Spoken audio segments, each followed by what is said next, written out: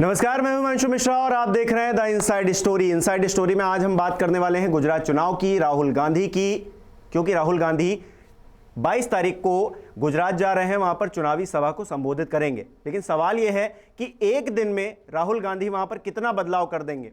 क्या कांग्रेस की जो स्थिति है उसको परिवर्तित कर देंगे, वहां जाकर कुछ खेला कर देंगे, क्योंकि कांग्रेस खेला करने की पूरी तैयारी में है। आक्रामक रूप से चुनावी रैलियां होने वाली हैं। पिछले अगले जो 15 दिन आने वाले हैं उसमें 25 रैलियां, मेगा रैलियां ये होने वाली हैं।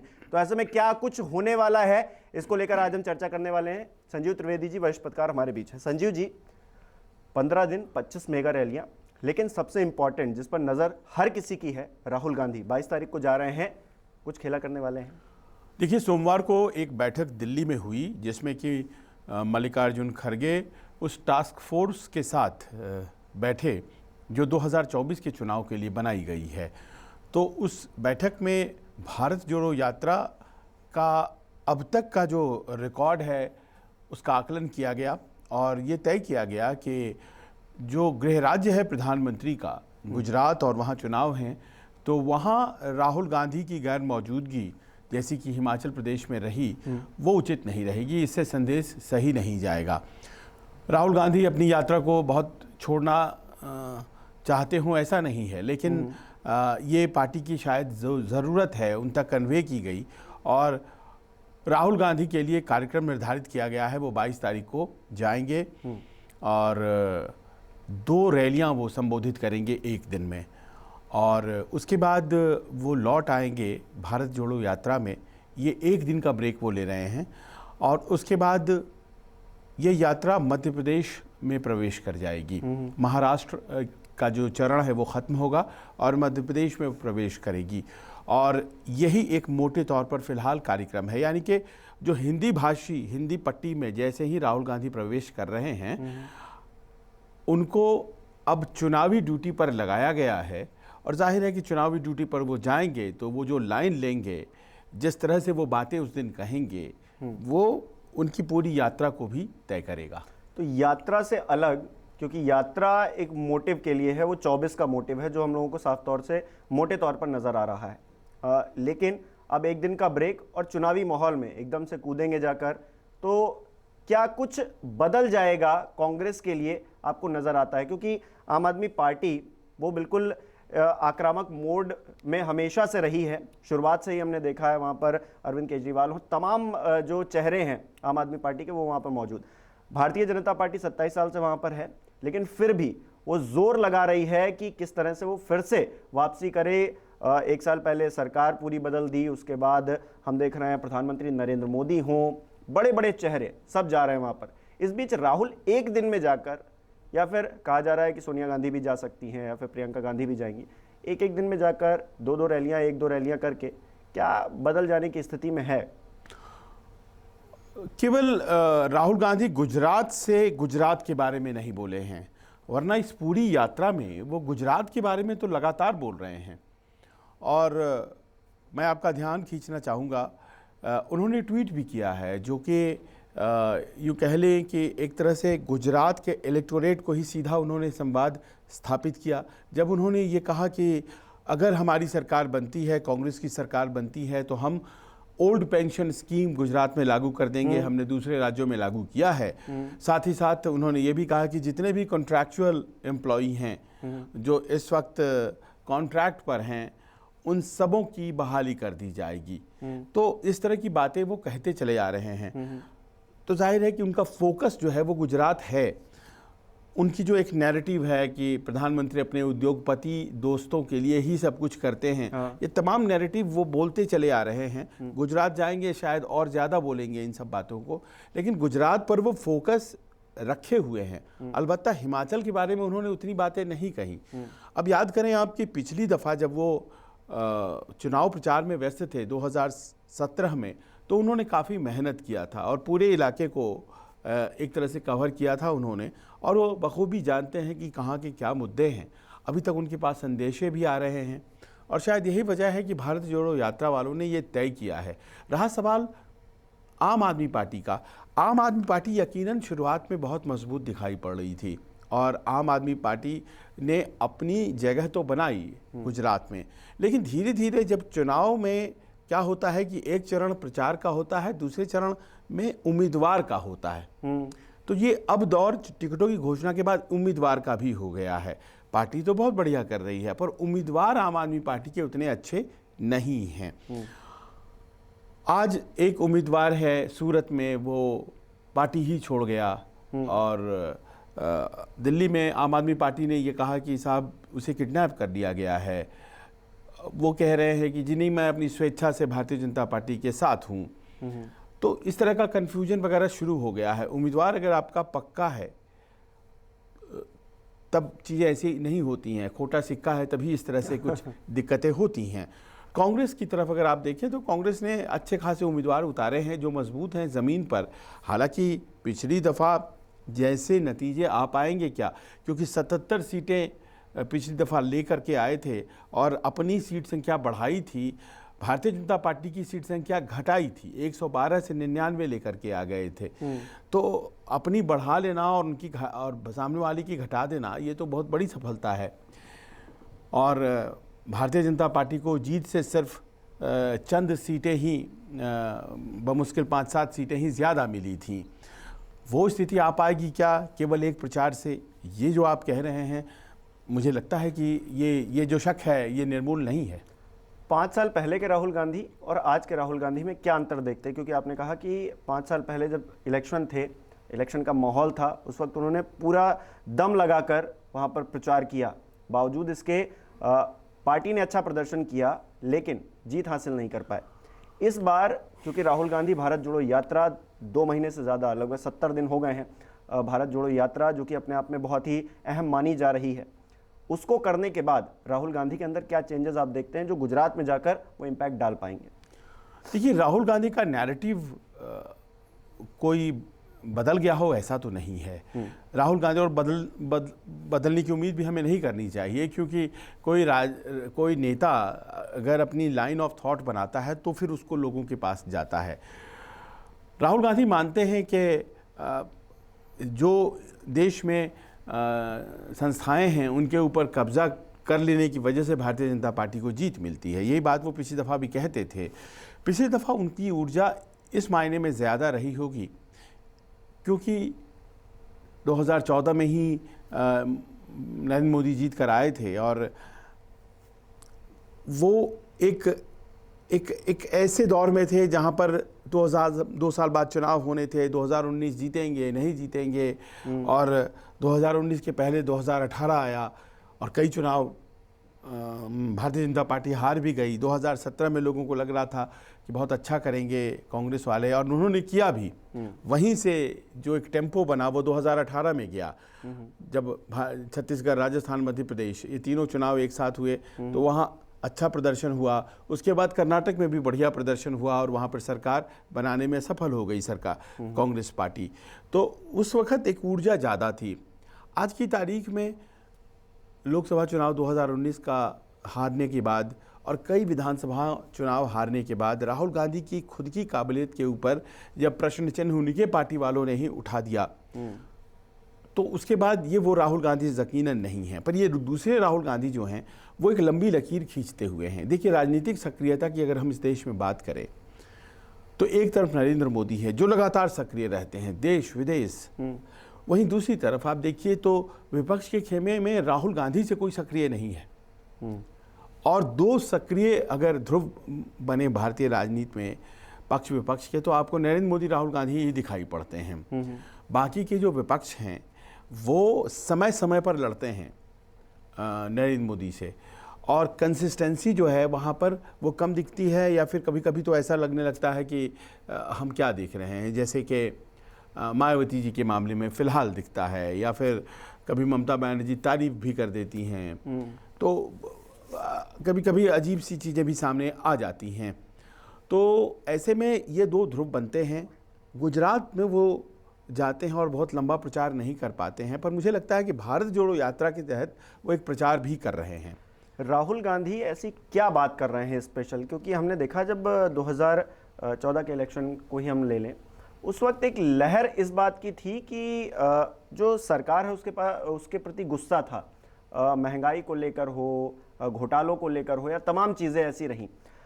इस बार भारत जोड़ो यात्रा अगर राहुल गांधी कर रहे हैं तो क्या नई बात कर पा रहे हैं? क्या कुछ ऐसी बात है जो जनता को हिट कर रही है? महंगाई उस वक्त के अपेक्षा इस बार ज़्यादा है, सारी चीज़ें नेगेटिव चल रही हैं। कोरोना के आने के बाद जो जिस तरह से अर्थव्यवस्था डगमगाई है, वो स्थितियां अभी भी चल रही हैं। नोटबंदी को लोग दोषी मानते हैं, तमाम चीज़ें हैं, ऐसी बहुत सारे फैसले हैं सरकार के जो नेगेटिव जाते हैं। बावजूद इसके राहुल गांधी क्या कुछ नया कह पा रहे हैं? क्योंकि मैं उनके भाषणों में सेम लाइनें सुनता हूं कि अपने दोस्तों को वो फ़ायदा पहुंचाने की कोशिश कर रहे हैं, देश की जनता परेशान हो रही है, लेकिन वो अपने धुन में मस्त हैं।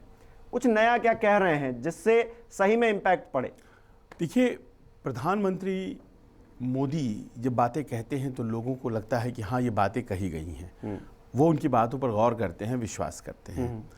बातें नई नहीं होती हैं, बातें करीब करीब वही होती हैं, पर कहने वाला जो कहता है उसकी अपनी विश्वसनीयता होती है, वो बहुत इम्पोर्टेंट होता है।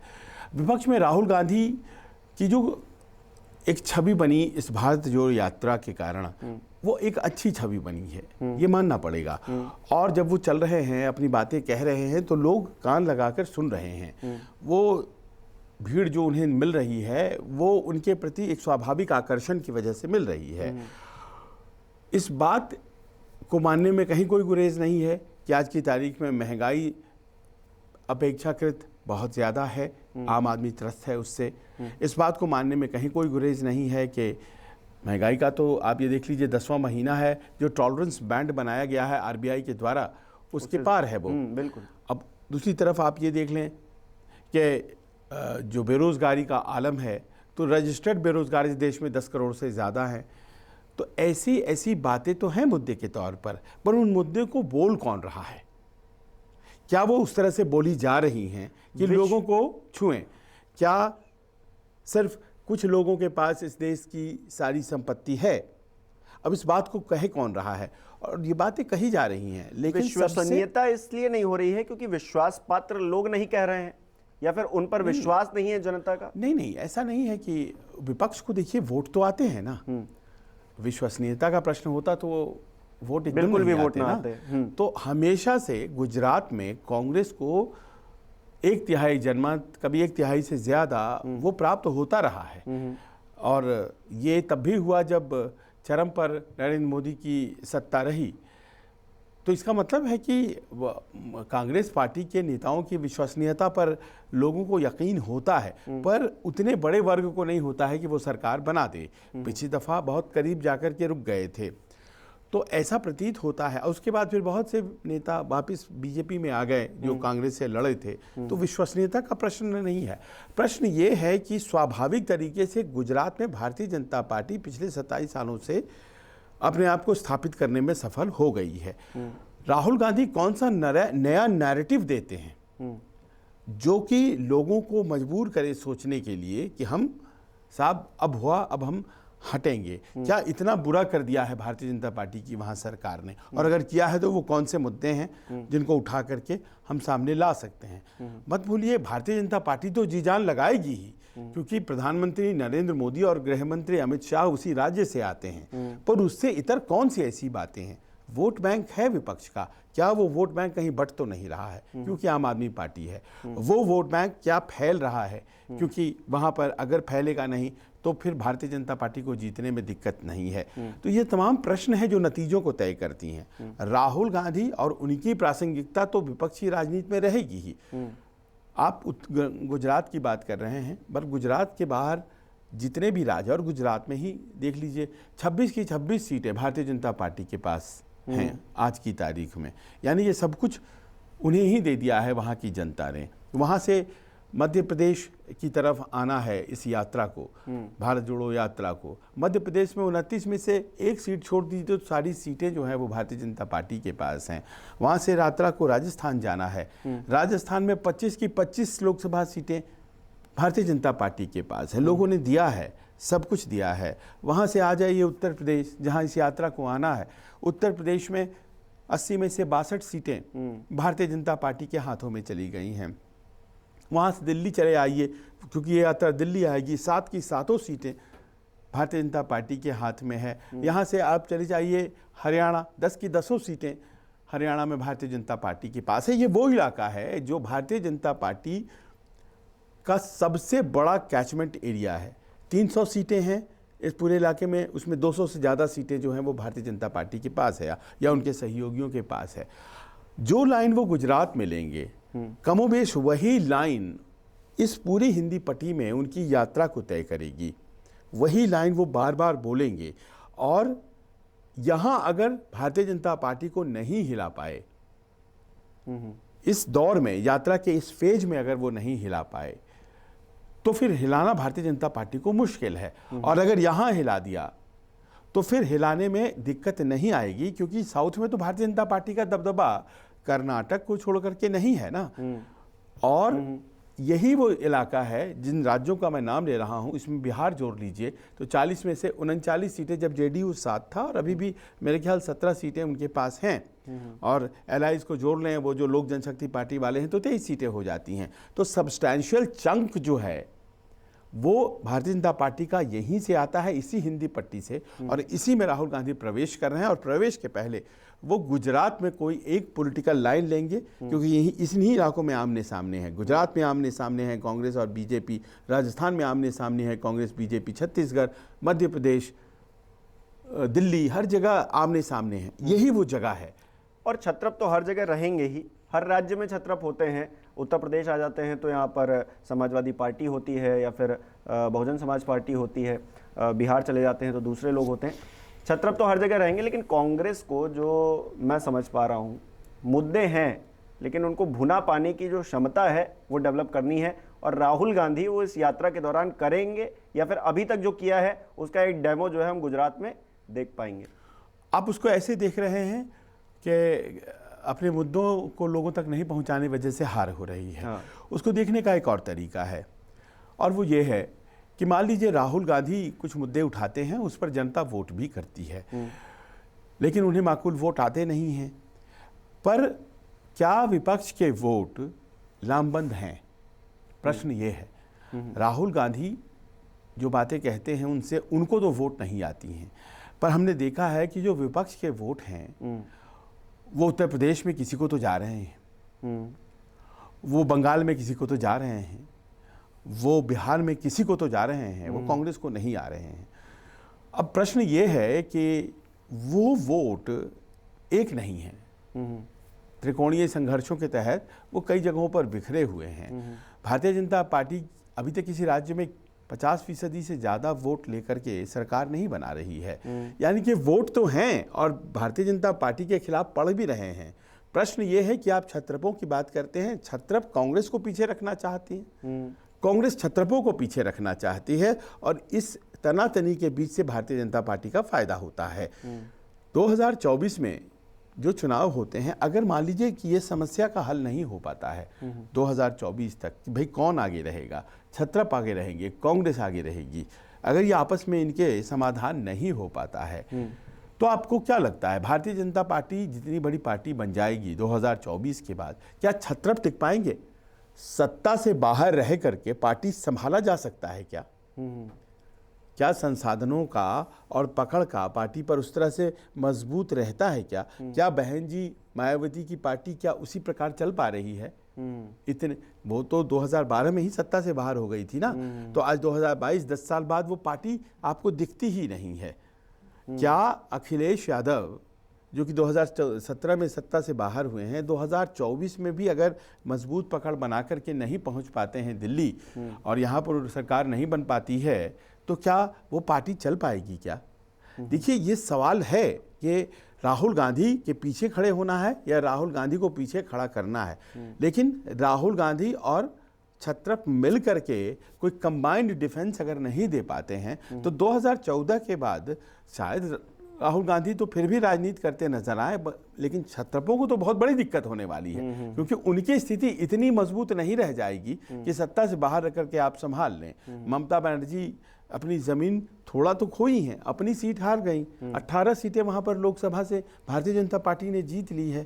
तो ये तमाम प्रश्न है जो कि छत्रप बनाम राहुल गांधी चलते हैं और इनका सोल्यूशन भी होगा।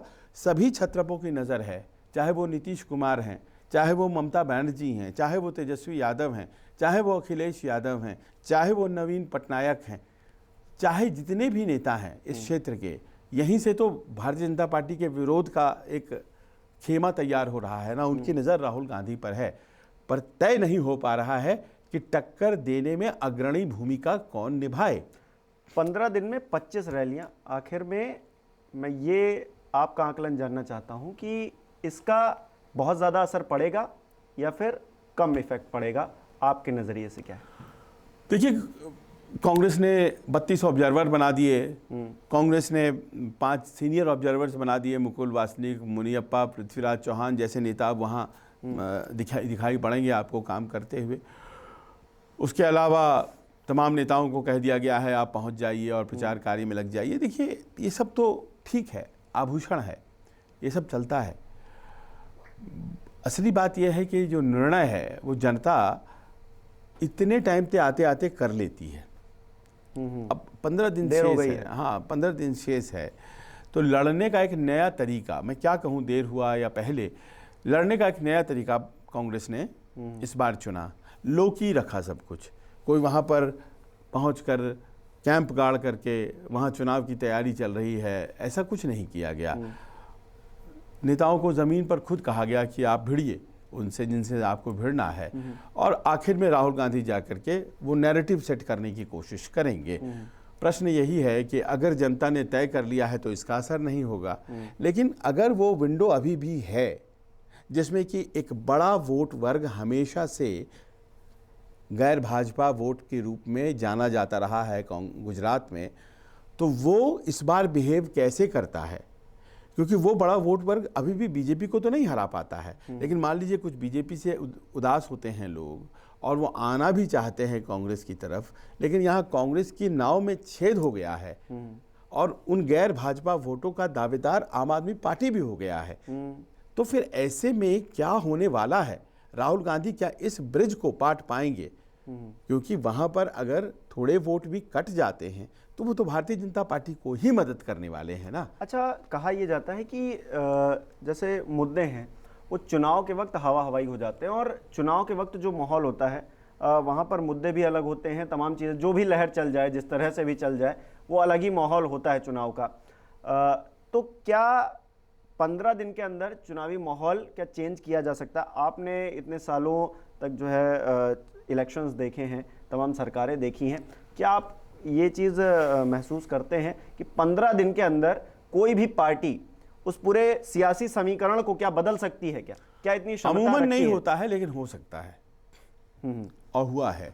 अमूमन नहीं होता है। अमूमन देखिए, गुजरात एक बड़ा प्रदेश है और हर जगह कम्युनिकेशन उस तरह से पहुंच जाए, कोई बहुत स्ट्रॉन्ग नैरेटिव चल जाए तो बदलाव हो जाता है। मुझे याद है 2005 की बात है, एक बड़ी किडनैपिंग हुआ करती थी बिहार राज्य में और लालू यादव की सरकार थी, राबड़ी देवी, अटल जी प्रचार करने गए पटना के गांधी मैदान में। उस वक्त उस शहर में, पटना शहर में एक किडनैपिंग हुई थी एक बच्चे की, उसका नाम था गोलू। तो अटल जी ने अपने भाषण में कह दिया, कहाँ है मेरा गोलू, और गोलू के आसपास उन्होंने केंद्रित कर दिया अपने चुनाव को।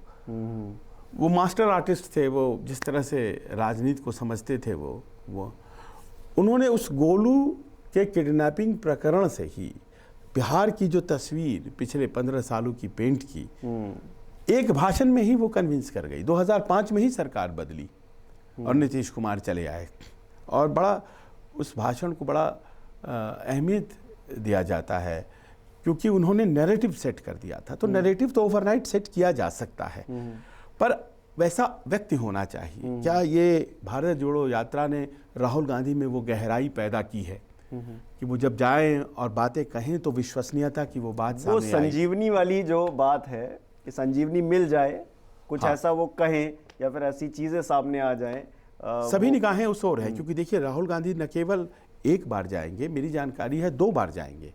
एक पहले चरण के लिए अभी जाएंगे 22 तारीख को, और दूसरा चरण जब होगा उसके लिए भी जाएंगे। अभी तो वो सौराष्ट्र जा रहे हैं और सौराष्ट्र में एक ही दिन में 2 सभाएं करेंगे, फिर वापस चले आएंगे। यानी 2, 3, 4 के बाद वो इस बीच जा सकते हैं। फिर उसके बाद एक और प्रोग्राम उनका बनेगा, अभी बना नहीं है, तो 22 के बाद एक और कार्यक्रम बनेगा। हाँ, 22 के बाद और उसमें यानी कि दो जो दूसरा चरण होगा उस क्षेत्र के लिए फिर से वो प्रचार करेंगे।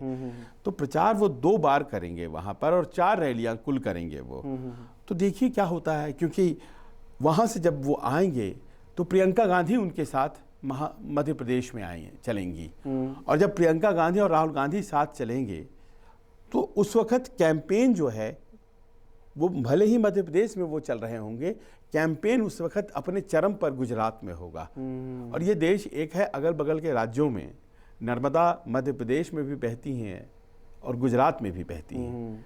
तो असर जो है वो कितना होता है ना, वो देखना पड़ेगा। सवाल सिर्फ इतना है कि लोग इस नैरेटिव को स्वीकार कितना करते हैं और क्या अरविंद केजरीवाल की मौजूदगी विपक्ष के विखंडन को तय कर देती है इस बार, या फिर केजरीवाल को उसी की तरह रिजेक्ट कर दिया जाता है वहां जैसे ओवैसी को उत्तर प्रदेश में रिजेक्ट कर दिया गया था। यानी कि 15 दिन जो आने वाले हैं, आगामी 15 दिन जिसमें कांग्रेस पार्टी 25 मेगा रैलियां करने वाली है, वो बड़े ही दिलचस्प रहने वाले हैं और वो तय करने वाले हैं कांग्रेस का भविष्य भी। ये हम मानकर चल रहे हैं। हमारे दर्शक भी कमेंट करके बता सकते हैं कि ये जो रैलियां होंगी उनसे क्या असर पड़ेगा, राहुल गांधी के जाने से क्या सियासी समीकरण बदल जाएंगे। आप हमें कमेंट करके बता सकते हैं। बहुत बहुत शुक्रिया। नमस्कार, मैं हूं मानक गुप्ता। अगर आपको हमारा ये वीडियो पसंद आया हो तो इसे लाइक और शेयर जरूर करें और हां, हमें सब्सक्राइब और फॉलो करना ना भूलें ताकि आप देश और दुनिया की कोई खबर मिस ना करें। तो जुड़े रहिए हमारे साथ और देखते रहिए न्यूज़ 24।